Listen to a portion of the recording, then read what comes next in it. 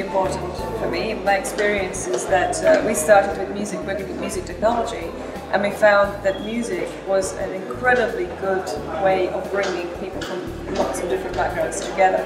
If you say to someone, there's an event about music and you can come and play and experiment, it doesn't matter if they're a developer or engineer or artist or a hacker, they will all join in because they find this is an easy common language. If you say come and do art, some of them might just go, that's maybe not me. If you say science, they'll say that's not me. But some areas are really easy as a way of communicating, and music is definitely one of them.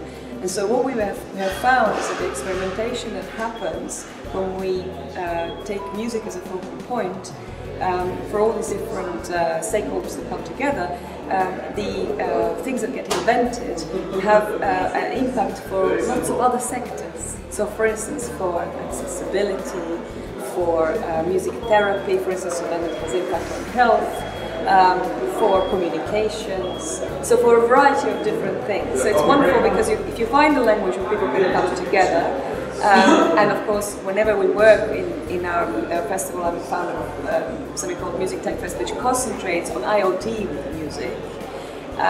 You start making things with your own hands. You start making things with others who are really good at making things. You find this is a really nice way of working together without having to use jargon or without having to use the sort of language that you use in your own sort of vertical sector. So it really, really works.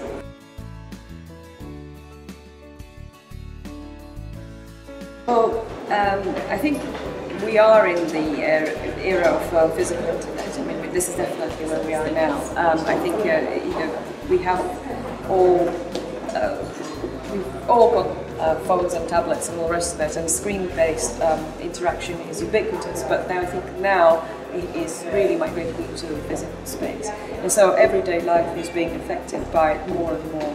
And I think that the way that this is progressing is perhaps the best way to think about it is, if you have a particular brand of car, all your components inside the car are maybe manufactured in different locations, but they all form part of that one ecosystem, which is the car. Now, you can have, within that, you can have the one particular brand that does a car, you have another brand. Once you own a car of a particular brand, you are subscribed to that ecosystem. The same goes, for instance, for smart homes, for smart cities. So, for instance, in a smart home now, you will be subscribing to a particular ecosystem of products that may all be manufactured in different locations or even by different manufacturers, but they all subscribe to the same system.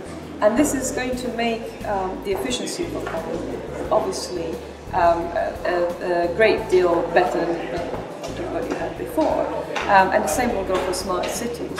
So it doesn't mean that it's exclusive. It doesn't mean that you have to pick one brand, but it means that you have to subscribe to a particular ecosystem. And it is something that will become, it is becoming ubiquitous.